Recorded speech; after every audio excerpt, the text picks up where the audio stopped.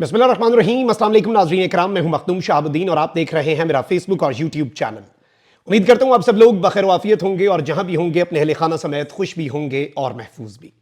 नाज़रीन इकराम, पाकिस्तान तहरीक इंसाफ का कामयाब सबाबी जलसा तो हो चुका है, लेकिन इस जलसे के बाद सबसे बड़ी और breaking news Supreme Court of Pakistan से आई है। आईनी बेंच के खिलाफ आईनी जंग छिड़ चुकी है और आईनी बेंच का कयाम सुप्रीम कोर्ट ऑफ पाकिस्तान में चैलेंज हो चुका है। रात गए सुप्रीम कोर्ट ऑफ पाकिस्तान से बड़ी अहम तरीन तफसीलात हैं जो आपके सामने रखनी है। और इस वक्त सिचुएशन जो है वो बहुत तेजी से बदल रही है और इस सब के अंदर सुप्रीम कोर्ट ऑफ पाकिस्तान में जो मैच पड़ा हुआ है वो मैच इस वक्त डिसाइसिव है। वो पाकिस्तान की तकदीर का फैसला करेगा, वो मुल्क में आइन की बालादस्ती का फैसला करेगा, वो पाकिस्तान तहरीक इंसाफ के साथ होने वाली ज्यादतियों का फैसला करेगा कि क्या वो जारी रहेंगी, मजीद बढ़ेंगी या फिर उनका अजाला होगा। और लाकानूनियत का जो राज है वो भी डायरेक्टली इसी के साथ लिंक्ड है। ऑल्दो निजाम ने तो ये समझ लिया कि वो अपनी करनी कर गुजरे हैं, उन्होंने अपने तमाम तर जो हासिल करदा उनके अजाइम थे वो पूरे कर लिए हैं और उनकी तमाम तर चीजें इस वक्त स्ट्रीमलाइन हो चुकी हैं। चाहे वो 26वीं आईनी तरमीम हो, मर्जी का चीफ जस्टिस हो, मर्जी का आईनी बेंच हो, मुद्दत मुलाजमत में तोसी हो, इंसदाद दहशतगर्दी एक्ट में तरामीम हो, हर चीज अपने हिसाब से स्ट्रीमलाइन कर ली गई। लेकिन चैलेंजेस अभी भी बरकरार हैं और आईनी बेंच के लिए इस वक्त एक बहुत बड़ी आईनी जंग इस आईनी बेंच के सर पे आन पड़ी है। इस सब के अंदर नाज़रीन इकराम एक दो चीजें आपने समझ लेनी है कि जो हफ्ता अब शुरू होने जा रहा है, इस हफ्ते में कोई बहुत बड़ी अपडेट्स तो मंजर आम पर नहीं आनी, यानी कि अवाम के सामने जो हम देख रहे हैं, लेकिन पसे पर्दा असल गेम्स होनी है। और यही एक हफ्ता सुप्रीम कोर्ट ऑफ पाकिस्तान के लिए इंपॉर्टेंट होने जा रहा है, क्योंकि इसमें एक चीज मैं आपको बता दूं कि आईनी बेंचेस के जो जजेस हैं वो जजेस इस वक्त नॉर्मल बेंचेस में बैठे हुए हैं। और जो ये वाला हफ्ता है इसमें तो कोई आईनी बेंच बनता हुआ अभी नजर नहीं आ रहा, लेकिन उसके बाद जो आईनी बेंचेस बनने हैं वो बहुत इंटरेस्टिंग है, क्योंकि 7 जज इस वक्त आईनी बेंचेस में हैं और जस्टिस अमीनुद्दीन खान साहब जो हैं उनकी सरबराही में ये आईनी बेंच है जिसमें 7 जजेस हैं। अब ये केसेस कौन से फिक्स होंगे, तमाम तर चीजें शॉर्टलिस्ट करनी है, क्योंकि ये आईनी बेंच 2 महीने के लिए है। जिस दिन जुडिशल कमीशन का इजलास हुआ था उसके बाद तक अभी ये वाला हफ्ता भी निकल जाएगा। उम्मीद यह है कि इस हफ्ते से जो अगला हफ्ता है उसमें तो आईनी बेंच कोई ना कोई केस फिक्स करेगा ही करेगा, वरना तो इस आईनी बेंच का काम ही खत्म। अब इसमें इंपॉर्टेंट चीज यह है कि जस्टिस अमीनुद्दीन, जस्टिस जमाल मंदोखेल और जस्टिस मोहम्मद अली मजहर, ये 3 जज साहिबान जो हैं इनकी एक कमेटी है, वो फैसला करेगी कि 2 महीने के लिए जो ये आईनी बेंच बना है कौन कौन से केसेस ये शॉर्टलिस्ट करते हैं, कौन कौन से आईनी नौयत के केसेस ये सुनते हैं। और इसमें केसेस जो हैं एक चीज वाज़ेह हो चुकी है कि वो तो लाजमी लगने हैं। अब यहां पर इंपॉर्टेंट ये है कि ये 2 महीने की जो टेन्योर इन्हें दिया गया है ये गवर्नमेंट के लिए बड़ा इंपॉर्टेंट और बड़ा ही बहुत बड़ा एडवांटेज है।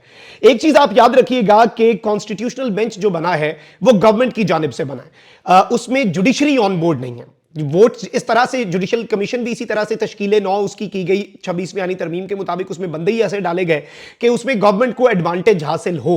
आप ये देखें कि justice Yahya Afridi, justice Mansoor, justice Muneeb, ये 3 जजेस एक साइड पे थे, इन्होंने वोट नहीं दिया इस आईनी बेंच के लिए, इन्होंने इस पर अदम एतमाद किया। जस्टिस अमीनुद्दीन खान साहब जो कि इस आईनी बेंच का हिस्सा हैं, इसके सरबराह, उन्होंने बस अपने आप को वोट दिया, बाकी सारे हुकूमती वोट थे। तो इधर से भी एक चीज याद रखिएगा कि जुडिशरी का यह बनाया गया बेंच नहीं है। यह आईनी बेंच 26वीं यानी तरमीम भी हुकूमत लाई और यह बेंच भी हुकूमत का बनाया गया। इस सब के बावजूद 2 महीने के टाइम के लिए बनाया गया, यानी कि अगर इनमें से कोई जज ऊंच नीच करता है कहीं पे देखते हैं, वैसे तो इस बेंच को बनाया ही ऐसे गया है कि 7 में से मैक्सिमम 2 जजेस जो हैं वो इधर उधर हो भी जाएं तो फैसला तो होगा ही नहीं, उनके 2 वोट्स का क्या फायदा। बाकी 5 जजेस अपनी मर्जी के अपने हिसाब से फील्डिंग सेट है। लेकिन इसके बावजूद गवर्नमेंट को यह एक बहुत बड़ा एडवांटेज हासिल है कि जी वो 2 महीने के बाद किसी भी टाइम पे जुडिशियल कमीशन का इजलास हो और इस आईनी बेंच को चलता करे। और 2 महीने से ज्यादा इसका टाइम ही उन्होंने नहीं बनाया कि मतलब 2 महीने बाद ये आईनी बेंच खत्म, हम नया जब भी बनाएं। यानी अगर chief justice just in case आईनी बेंच स्टैंड ले जाए और उसमें मेजॉरिटी हासिल हो जाए जी आइन पसंद जजेस को, या फिर कोई भी दिल बदलते देर नहीं लगती, तो चीफ जस्टिस उस दौरान क्या करे कि जुडिशियल कमीशन का इजलास ना बुलाए। नहीं, ये जो 7 वोट थे इन्होंने पक्का कर दिया कि 2 महीने के लिए एक वारदात जो है ये होगी। अब इस सब के अंदर जो तमाम तर नजरें नाज़रीन इकराम वो 3 जजेस के ऊपर हैं, जस्टिस अमीनुद्दीन, जस्टिस जमाल मंदोखेल और जस्टिस मोहम्मद अली मजहर। जस्टिस जमाल मंदोखेल साहब जो हैं he is not in the country और जस्टिस जमाल मंदोखेल साहब जो हैं उन्होंने भी वापस आना है। और उसके बाद इन 3 जजेस ने बेसिकली ये फैसला करना है, इनकी कमेटी बनेगी, वो बैठेगी, वो फैसला करेगी कि कौन से मामलात इस आईनी बेंच के सामने लगे।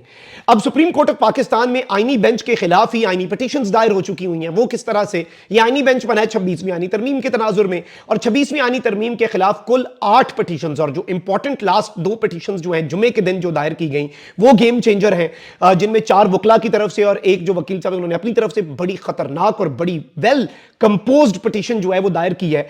अब यहां पर एक चीज याद रखिएगा कि गवर्नमेंट जो है उसका क्या दिल है। गवर्नमेंट चाहती है कि ये कॉन्स्टिट्यूशनल जो कोर्ट्स हैं या फिर बेंच है, और ये 26वीं आईनी तरमीम को एक दफा सुप्रीम कोर्ट ऑफ पाकिस्तान से लीगैलिटी मिल ही जाए, एक दफा इन पिटीशंस को रिजेक्ट कर ही दिया जाए।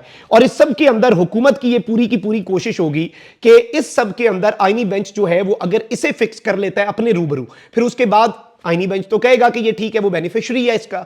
और इसमें इंपॉर्टेंट तो यही है कि फुल कोर्ट ही अल्टीमेटली बैठे, क्योंकि फिर रिव्यू आएगा, फिर रिव्यू में कौन सा बेंच बैठेगा और रिव्यू कौन से जजेस सुनेंगे, ये सवाल भी अपनी जगह पर रहेगा। इसमें हल तो यही है कि 17 के 17 सुप्रीम कोर्ट के जजेस ये केस सुने, लेकिन इसमें 17 केस जजेस के आगे केस ये लगना नहीं है, इसके चांसेस कम ही है। उसकी वजह यह है कि ये 17 जजेस में मेजॉरिटी गवर्नमेंट को हासिल नहीं है, और गवर्नमेंट के साथ ऑन बोर्ड जजेस कम है, इसलिए गवर्नमेंट ने टोटल तादाद 34 कर दिया, और गवर्नमेंट मजीद सुप्रीम कोर्ट में जजेस जो हैं उन्हें इंडक्ट करेगी, और अपनी मर्जी से एक सुप्रीम कोर्ट की फुल कोर्ट के आगे भी मेजॉरिटी हासिल कर ली जाएगी। तो एक तो ये बहुत बड़ा इशू जो है वो इस वक्त सर पर आन पड़ा है, और this is something very big, very huge. और सुप्रीम कोर्ट में आईनी बेंच के खिलाफ ही आईनी जंग जो है वो आईनी बेंच के ही सामने इस हफ्ते के अंदर ये डिसाइड हो जाना है, कमिंग वीक में, कि अगले हफ्ते वो केस फिक्स होता है या नहीं। अब इसमें बताया ये जा रहा है कि गवर्नमेंट की यही ख्वाहिश है कि भाई चल ला लो केस अपने सामने रूबरू और केस टरखा दो, बस इसे खत्म करें ताकि ये मामला क्लियर हो जाए। अब एक और चीज जो सुप्रीम कोर्ट ऑफ पाकिस्तान के अंदर आने वाली है वो ये है कि रिजर्व सीट्स का मामला जो है उसमें जजमेंट पर अमल दरामद नहीं हुआ। 13 जजेस जो हैं वही इसका रिव्यू सुनेंगे, और नामजदगी जो है वो इंपॉर्टेंट है कि 13 जजेस कौन होंगे, क्योंकि ऑब्वियसली काजी साहब is out of the equation, तो ऑब्वियसली उसमें कुछ एडिशन भी होगी। इंप्लीमेंटेशन जो है वो इसकी नहीं हुई फैसले की, और पाकिस्तान तहरीक इंसाफ ने तौहीन अदालत की दरखास्त इलेक्शन कमीशन के खिलाफ दायर कर रखी है। अब यहां पर इंपॉर्टेंट सवाल ये भी है कि इस केस को भी क्या अब 13 जजेस ही सुनेंगे, फुल कोर्ट का फैसला क्या फुल कोर्ट ही रिव्यू करेगी जो कि असूल है, या फिर 7 जजेस जो हैं कॉन्स्टिट्यूशनल कोर्ट वाले वो करेंगे। अब यहां पर इंपॉर्टेंट चीज एक और ये भी है कि justice Yahya Afridi is not in Islamabad, justice Mansoor Ali Shah sahab जो हैं वही कोर्ट रूम नंबर 1 में बैठेंगे, ऑल्दो कोई इख्तियार अब उनके पास बचा तो पीछे कोई नहीं है। लेकिन इंपॉर्टेंट चीज यह है कि इलेक्शन कमीशन ऑफ पाकिस्तान का ये इसमें केस अगर तो ये मखसूस नशिस्तों वाला मामला भी लग जाता है। एक तो आईनी बेंचेस वाला मैंने आपको बता दिया, कॉन्स्टिट्यूशनल अमेंडमेंट्स जो हुई हैं 26वीं आईनी तरमीम, उसके खिलाफ जो पिटीशंस आई हुई हैं उनके साथ गवर्नमेंट क्या करना चाह रही है, और इस वक्त जो जंग छिड़ी है उसे कैसे जीतने का मंसूबा है। और वही बात है कि मीर क्या सादा है बीमार हुए जिसके सबब उसी अत्तार के लौंडे से दवा लेते हैं। मतलब आप एक चीज के ऊपर एतराज कर रहे हैं, और उसी के सिलसिले में और उसी के तनाजुर में बनने वाली अदालत और बेंच जो है वो उस केस को सुने, तो फिर पीछे बात तो कुछ नहीं रह जाएगी। असूल यही कहेगा कि जी फुल कोर्ट सुने, और फुल कोर्ट की पोजीशन में भी गवर्नमेंट नहीं है अंटिल और अनलेस नए जजेस जो हैं वो इंडक्ट करके नंबर गेम अपने हिसाब से ना चलाई जाए। लेकिन यहां पर इंपॉर्टेंट चीज ये है कि एक तरफ तो ये हफ्ता जो है इसमें जस्टिस जाया अफरीदी भी नहीं होंगे इस्लामाबाद, वहीं दूसरी जानिब जस्टिस जमाल मंदोखेल साहब जो हैं उन्होंने भी वापस आ जाना है। तो इसमें ये 3 जजेस जो हैं आईनी अदालत वाले, आईनी बेंच वाले, वो अलग से बैठेंगे, और गवर्नमेंट जो है वो इस वक्त पोजीशन में है, विनिंग पोजीशन में बिलाशुबा है। लेकिन इसमें इंपॉर्टेंट तरीन डेवलपमेंट ये है कि गवर्नमेंट इसमें इस वक्त इन जजेस से क्या चाहती है, और ये जजेस किस तरह से इंप्लीमेंट करते हैं, और इसमें गेम किस तरह से ऑन है। मैं आपको ये बता दूं, गेम इस तरह से ऑन है, वो कहते हैं ना the game is still on. Game इसलिए still the game is on क्योंकि इस सारी सिचुएशन में अभी भी सुप्रीम कोर्ट ऑफ पाकिस्तान की मेजॉरिटी और जस्टिस मंसूर अली शाह साहब जो हैं वो अभी भी गेम में हैं। इतना भी गेम से वो आउट नहीं हुए, ऑल्दो वैसे तो जस्टिस जाया अफरीदी साहब भी पूरी की पूरी गेम से आउट हो गए। पाकिस्तान की तारीख के पहले चीफ जस्टिस हैं जिनका तकर्रुर पार्लिमान ने किया है, सियासतदानों ने किया, और पाकिस्तान की तारीख के सबसे बे इख्तियार और जिनके पास कोई इख्तियार नहीं है वो वाले जज भी यही साहब हैं। तो ऑल्दो इस सब के बावजूद इस वक्त सुप्रीम कोर्ट ऑफ पाकिस्तान की अगर मेजॉरिटी बैठ जाती है इन द कमिंग वीक, जो जस्टिस मुनीब अख्तर साहब जो हैं उनकी अदालत के अंदर उनके चैम्बर में सॉरी जस्टिस मंसूर और जस्टिस मुनीब ने प्रैक्टिस प्रोसीजर कमेटी का इजलास बुला के कहा था ना कि पिछले मंडे को ये केस फुल कोर्ट सुने, तो अगर सारे जजेस ही बैठ जाएं फिर क्या होगा।